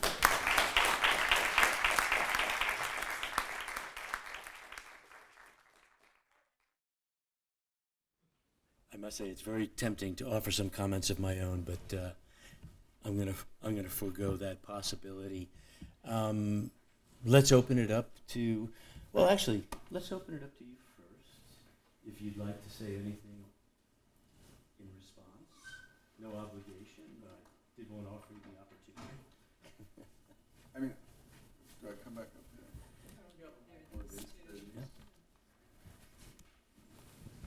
I mean, I mainly want to just say how grateful I am for those really brilliant thoughts that use what I was saying as a springboard. I mean, I think that I don't think I have much disagreement. I think I have more interest in those strategies of elaboration. I would say that, like, for me, the experiment in this way of thinking is in part an experiment, kind of like Richard Tuttle's work, in an extremely minimal claim. I mean, like, I really agree about, like, the question of, like, okay, so what happens after this exercise in terms of politics, or how does fallibility get manipulated by power, or also this really interesting kind of question about what are the conditions of trust and reliability that have to happen for, like, erring together to be possible, all seem totally right on to me. And I think that I would just say that, like, this is, for me, this is an experiment in an extreme of abstraction. That is to say, it's not, this is like proto-politics and not politics. This is a moment prior to any particular disagreement or adjudication of the good, and it's a little bit of an exercise in trying to say, what's the disposition towards the other that might not really, it might not work at all on a societal level. It might work in a relationship, it might work with 7 people in a seminar room or not, right? But what's the disposition to the other that doesn't understand miscommunication as a catastrophe? And that's a very limited, not political, kind of proto-political question about how to have a disposition to the other that I think some of these things might help us think about. I mean, and Tarada's book, which the many people in this room understand, I'm guessing, understand the Kant better than I do, but she also, is making an argument about queer theory and about a kind of descent from a normativity that for her is always a heteronormativity and an enforced set of relations. So it does have a little bit of a different politics, and I'm a little bit irresponsibly bringing that even back further to a level of abstraction, and just really trying to dwell or prolong this moment in the relation to the other, where miscommunication is what's assumed, but it won't be catastrophic, it won't be apocalyptic, it won't be violent. it will be more, it's less the musical performance than the moment of the instruments being tuned, you know, which is also not truly an apolitical moment, right? I mean, I just read a book on the history of the debates over concert pitch, which were like established in World War II, and it all, you know, so like it's always a little bit of a fallacy, but I'm just saying, like, this for me is really much a pedagogic project. This is really actually about, like, for me in part about, like, the graduate seminar, where increasingly in my classes, like, we can't talk to each other because we have a disagreement on day one that's an apocalypse. That's often around identity, and they're important issues. I'm not saying they're not important, you know, but they're important issues. I'm saying, what would be the exercises or dispositions that are prior to the political that would allow miscommunication or the relation to the other to not be catastrophic? And I actually thought you made a really beautiful example of that, which was the I mean, it's different because there's a difference of expertise between the parent and the child, but that moment of not correcting. Is a really beautiful pedagogic moment, a really beautiful way of saying, I'm not gonna mess up this thing that's happening by asserting a matter of fact. I'm gonna be with this different interpretation as it unfolds, you know? So that solves none of the very important, it's not a refutation or even a response, it's just kind of a saying maybe there is a little bit of a temporal issue here, that this is an exercise prior, a kind of throat-clearing exercise. You know, Spinoza talks, the first letter in Hebrew, the Aleph, you know, is the silent letter, and Spinoza says that it's the sound of the Aleph is opening the throat as if to speak. Like, it's not really a sound, it's the non-sound of almost speech. Like, this is a kind of poetic exercise in this thing that's prior to all the negotiation of the world that was so eloquently described in these things. And that has its own risks, that fantasy of ever being prior, but that's no refutation. It's an expression of gratitude for these thoughts, but a little bit of how minimal or abstract the claim is.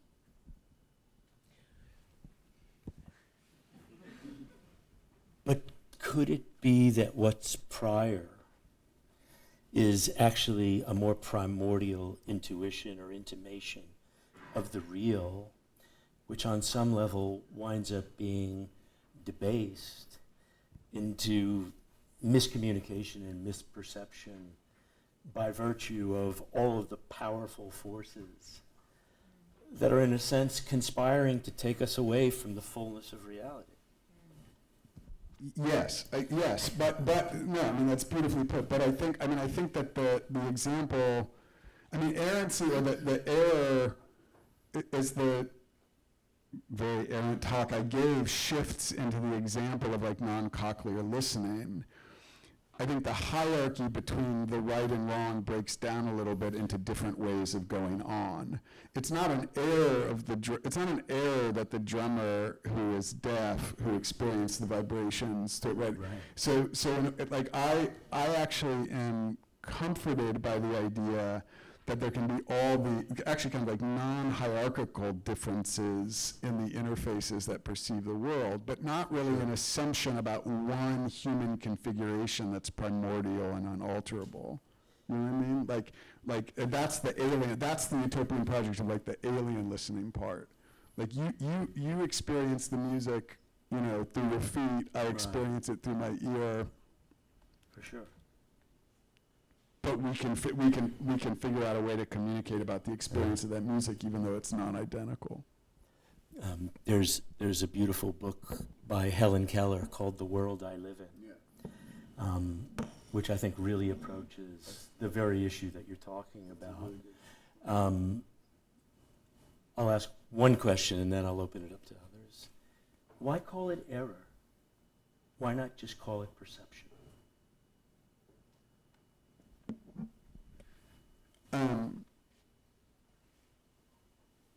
The genealogy that I was interested in with the optical illusions were always introduced to me as small catastrophe, like a small, and so I think I was trying to, like, part of what I'm trying to do is think of, like, erring more as this. I wanted to emphasize the togetherness. I was listening to something that Mark Epstein was talking about, where I don't remember, he was quoting Ram Dass, or he was talking about therapy as walking home together. Like, I was like, for me, it's really it's the together. It's like, well, if we do it together, it's no longer error. It's a social practice. But the way I think what you're getting at, right, is that like, as in the saffron wrangle, or my fear with my brother, or when I see my daughters have versions of this, it's the therapy that I'm offering or describing myself is an attempt to feel okay about what is often described as a catastrophe. And let me just give you one example, which is like the kind of like Buddhist practice example that I have a very imperfect but aspirational relation. I get these migraines, and I get, they have horrible, well, I don't know, I should stop saying they're horrible. They have serious, the worst part of them is this optical distortion that happens. And the first thing I needed to know when I got them was that other people had them too. I was just desperate to know that other people had them too, and that was a great comfort, right? So it was this bad thing, which was the optical distortion, but it was a great comfort to me that it was on some scale shareable, even though it's very hard to describe to people who haven't experienced it. But the other thing that's been really useful for me with a migraine is, like, I saw this doctor who just said, and I think of this as a therapeutic practice, even though he's a medical doctor. He said, well, so what happens? And I said, well, I can't see out of my left eye. There are all these splotches in my vision. And he was like, well, that sounds really interesting. And I was like, yes, it's very interesting. You know, I have a fucking panic attack every time. And he said, well, you know, like, what if we just kind of like stayed with that? Like, what if we just like what happens? Like, how long does it last? Like, it lasts an hour. And he said, okay, it lasts an hour and it goes away. And he said, let's just stay with it. You know, let's just be curious about it. Like, here's it, you know, and it kind of works. It doesn't work if I'm driving, but it kind like this is like, but it actually kind of works. It was very helpful to me. It was like, other people get this, you get it, you get this. Like, I thought it was a catastrophe, and he said, you might see these interesting things for a while, and then it'll pass away. It will arise and pass away. And that's why I'm describing it as Buddhist, right? The nature of it is to arise and pass away, and you can't change it, but you can change your relation to it if you experience it not as only you, and if you do, so it has a social dimension, and you can just be interested in it. So I'm trying to transvalue errancy a little in that way. No, thank you. Sometimes when we get stuck in traffic, I get really just kind of pissed off and cranky. And my wife, who's a much more aspirational Buddhist than I am, will say something to me like, this is an opportunity to practice patience. Then I really get pissed off. Enough about me. Let's open it up to some questions. There's so much here. Please. Yeah.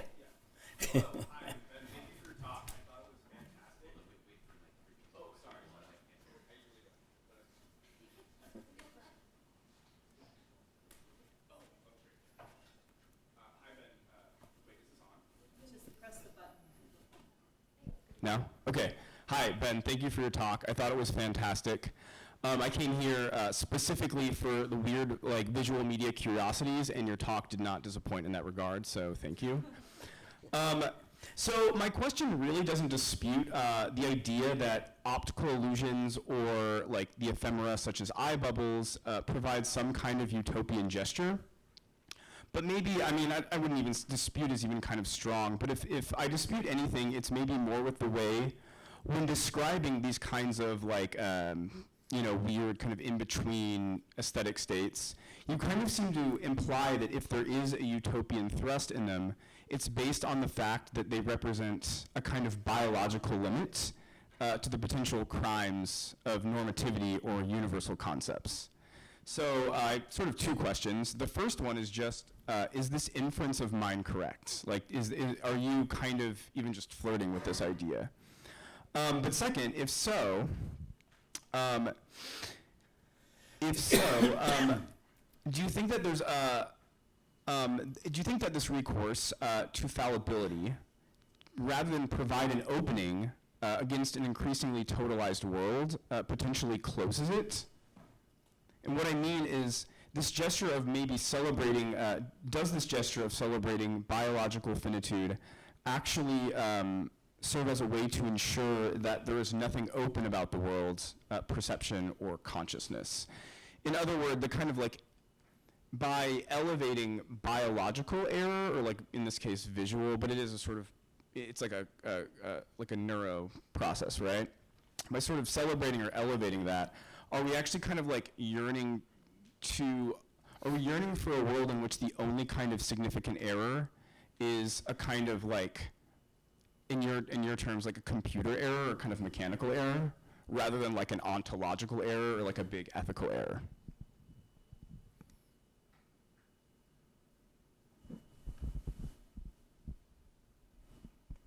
Is this thing on? Yeah? Yeah? I don't know. I mean, I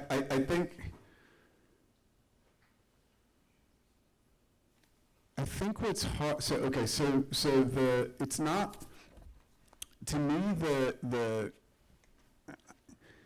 I mean, I kind of like can't, again, the strangers in the sex life is like, sometimes I give a talk, I make an argument where I have a very strong claim about the world that I want to defend. And again, like I keep coming back to like how people are like, this is a little bit more of a mood. This is a little bit more of a mood, right? This is a little bit more of an idea that that there are ways to restore our wonder before the fact of communication that isn't saying that that wonder is the final posture or relation to the world. It's saying that it's a way out of a catastrophic despair about an impasse between people. So for example, like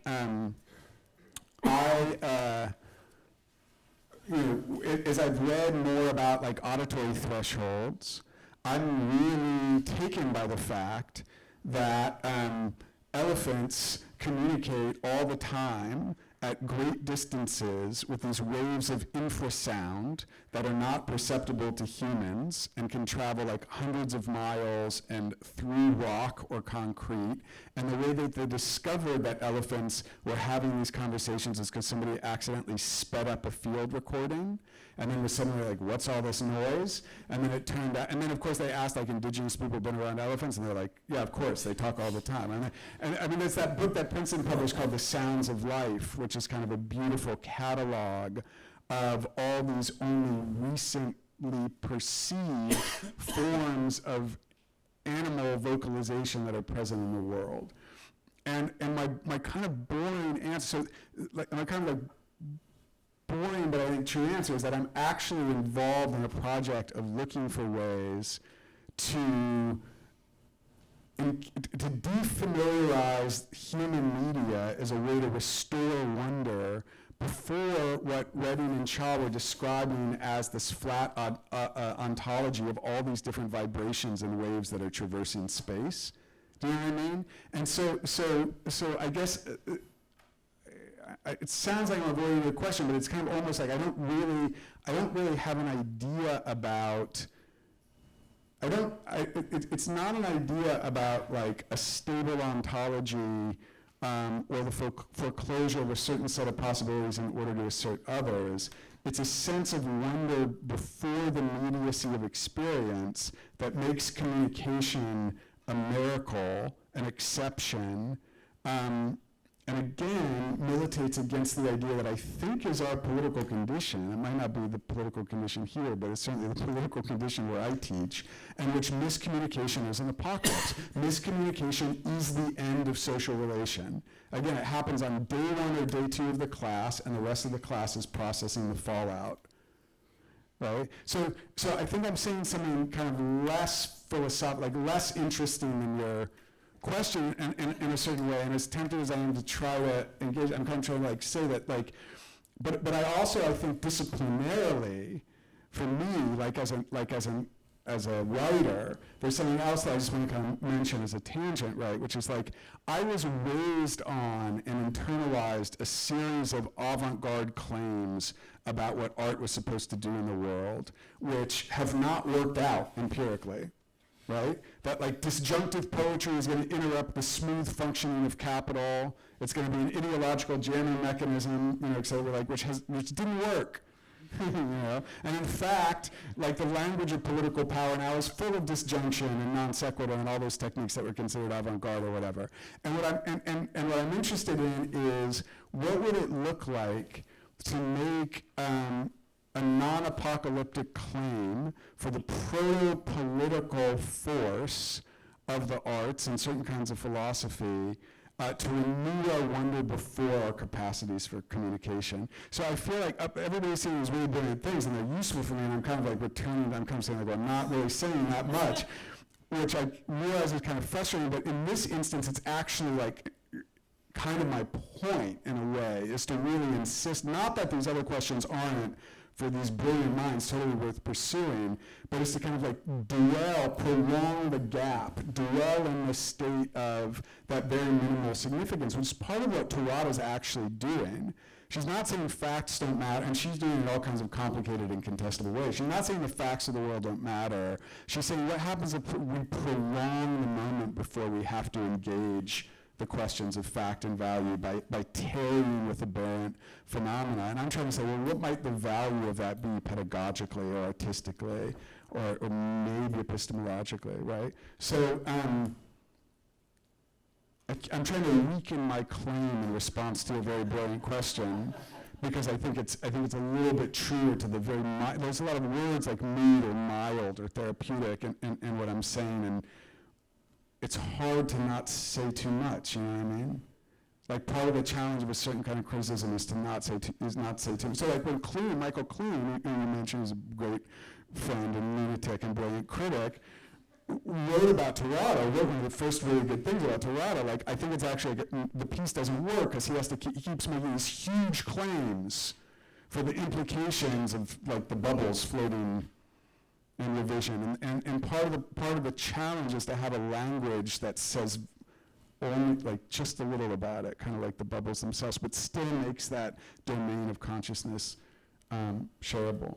So I'm gonna think about your questions are useful for me to think about, but I'm kind of retreating. I'm kind of displaying the way I'm retreating from it because I think it's actually relevant to the minimalism of the claim I'm trying to describe.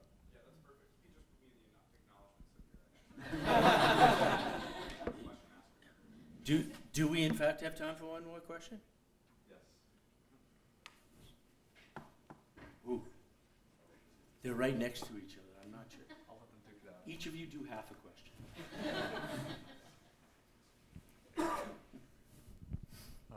Thank you for your talk, Ben. It was great. You've spoken a lot about wonder, and Michael Clune has also come up twice. Michael Clune was my master's advisor, so I'm familiar with some of his work. And one of the things that Michael has written about, both in like his memoir and also in his literary criticism, is the sort of like mad desire to experiencing something for the first time every time. So I'm curious about how like the repetitiveness of these experiences, these optical illusions, or experiencing like the ephemera over and over and over again affects the sense of wonder with it. Yeah, that's really interesting, because I think like I have, so like on the one hand, I don't bring aesthetic criteria to bear on the illusions, and that's part of what I mean by them being proto-aesthetic. Like it doesn't seem right to like evaluate their quality as artworks that encode a history of decisions, right? But on the other hand, they actually do more than most artworks. It's always the first time for me when I look at the checkerboard illusion, because I see it wrong every time. There's certain kinds of illusions that you do get acclimated to, I think, in a certain way. But what your question was up for me is that part of the reason why I love the ones I love is that it is actually kind of always the first time. And I wonder what Michael would say about that. I think that again, like I think part of the renewable nature of the wonder before those illusions is actually that it's taking place prior to exercising any of the faculties that we think of as probably aesthetic. It just presents itself as clearly something that you then have to work back from to train yourself to see a misperception. That's a really, that's a really great observation. I have to think about that more. It is always the first time with the illusions that I return to therapeutically. Is I have to ask, since you were sitting there, is your question related? Roughly, not particularly. It's all good. Yeah. You good? I'm really interested. Sorry, I'm really interested, especially in terms of thinking about the wonder, the mood here, and some of like the utopianism that we've been thinking about and thinking with tonight, and that your talk really brings up. I was thinking a lot about like the productive negativity of it, and different forms of like negative utopianism, forms of negative theology, and I was wondering, in terms of wonder, is there any way that the like discursivity or the poetics of some of like the incommunicable ideas you're working to communicate could be aided by like a mystical hermeneutics, or is there any way, like especially in like a tradition of Maimonides, or is there any way in which it's elided by the fact that a mystical hermeneutics is itself traditionally and historically always already still in some way inscribed by like not just sense perception, but by like all these contingent factors? I'm sure there are all kinds of ways that could be interesting. Like I wonder what you would make of like the Terada's book with those particular questions in mind. Yeah, I mean, I think that it's interesting because, I was talking to someone else about these issues who was really trained in a kind of Christian religious tradition, who was emphasizing the degree to which the fallibility of perception is so deeply linked to the idea that the world is mere erroneous appearance, right? Which also has a philosophical tradition that's pre-Christian too, and so that this in certain way was very much like an anti-religious project to celebrate the fallibility of appearance precisely as the domain of the human, but it's religious in the sense that it inverts that notion of erring as sin, and instead thinks of erring as the possibility of a good human community. I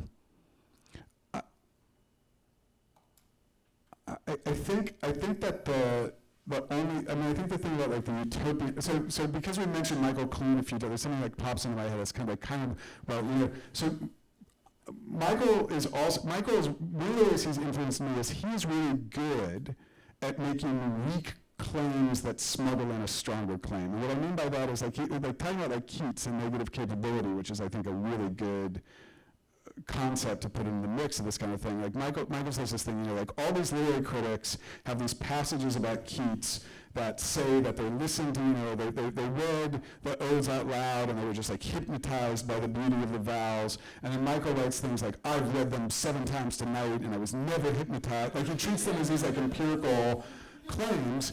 And he says like it's not actually the Keatsian music, even though it's so beautiful, that, because it is beautiful, right, that matters for Keats. What matters is the way Keats describes impossible music. Like he figures possibilities that can't be actualized, unheard melodies, notes that fall one after the other but all at once or whatever, right? Like music that can't exist in time, basically. And that poetry is a kind of like laboratory where you can describe perceptual experiences that you can't actually perceive. Like you don't perceive them in the poem. The poem is a vehicle for the description of artistic possibilities that remain virtual.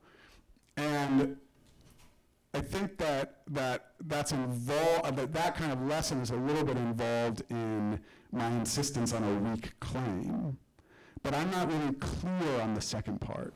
I'm not really clear on like the thing that I'm smuggling in by virtue of the mild therapy that opens up a space for relating to miscommunication in a non-catastrophic way. And these very brilliant remarks give me some glimpse of the possibilities and perils of that way of framing the question, but I'm still in that kind of first moment of it. Shall